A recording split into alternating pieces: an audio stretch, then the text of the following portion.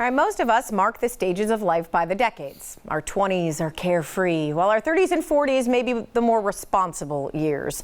Today, we continue our discussion on the decades of saving and what you should be doing in each stage to prepare for retirement. Here once again with expert advice, Cory Sickles, owner of Safe Harbor Wealth Advisors. Good to see you, Cory. Glad to be here, Robin. All right, we touched on the 40s and 50s in previous conversations, so we're moving to the 60s.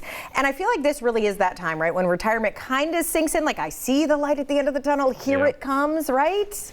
Exactly. Yeah. And it could be scary, right? Especially, but the one thing I would probably say is, this is the time where you probably just need to work with somebody. Yeah.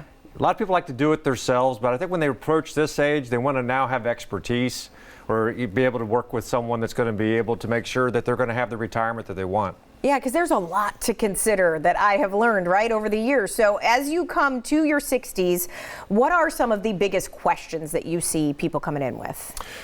Obviously, Social Security. Yeah. And the reason why I say that, that's really the foundation of someone's retirement plan. And, the average age in the U.S. is for someone to retire around the age of 62, because that's the first year that you can take Social Security. But I think one of the things you really want to do is you only get one shot at it. So you want to make sure you do it the right way. We have a Social Security maximization report that we can sit down with you and your spouse and be able to kind of really lay down and say, this is when you really should trigger your income for Social Security to make sure you're going to be able to maximize that through your retirement years. Yeah, because earlier or later, you can be talking about thousands of dollars easily if they claim at the wrong time, right? Yeah, and I think a lot of people have in their mind, I have to retire and take Social Security. But if you've done maybe a good job saving, you can retire, maybe take some out of your retirement funds, let your Social Security build, and then take it, 67, 68, when 70. It's at its high. Right, exactly. Right. Okay, so, and I learned from earlier in this week, you told me about people in their 50s being able to catch up on the 401k contributions.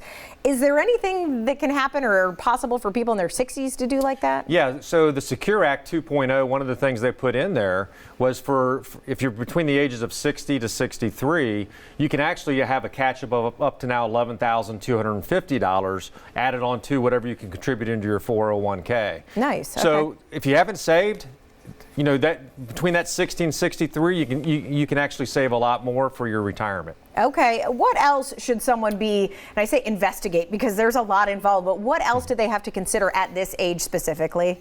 Well, everyone's worried about health care. Yeah, sure. Right? So now is the time where you have to kind of start looking into Medicare. You can't take Medicare until the age of 65.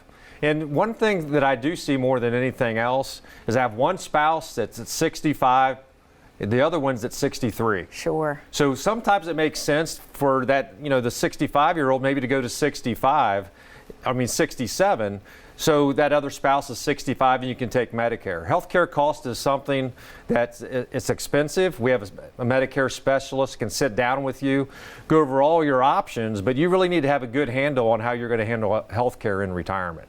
You also need to be able to handle wills and estates. You have to think about that, right? At this point. First thing I would say is you need to get one as soon as possible, even if you're in your 30s and 40s. But this is the time where if you haven't had one, you need to put one in place. And another thing I see happen a lot is, well, okay, I'm 65, I'm getting ready to retire. I have a trust or a will, but I haven't looked at it in 20 years. Yeah, easily. So one of the things you really should do, we do this annually, is you need to review your estate documents on an annual basis just to make sure they're current. Things happen and people pass away and you want to make sure that it's going the way that you want it to go. Any last thoughts, Cory, for just someone in their 60s not yet retired in that final stretch before they call it quits? I think a lot of people think, I want to retire, right? Yeah. But they don't really understand, what am I going to do with my time? Yeah. And, I always say this, in retirement, every day is a Saturday and a Sunday. That's true, yeah. And that's the most expensive parts of anyone's week. Sure. You don't spend money during the week, but you spend it on the weekend. So you have to really know, what am I going to do? Am I going to volunteer? Am I going to travel? And if you're going to travel, you need to make sure that's in your budget. Yeah. So I would highly recommend that before you retire, kind of know how your day is going to spend.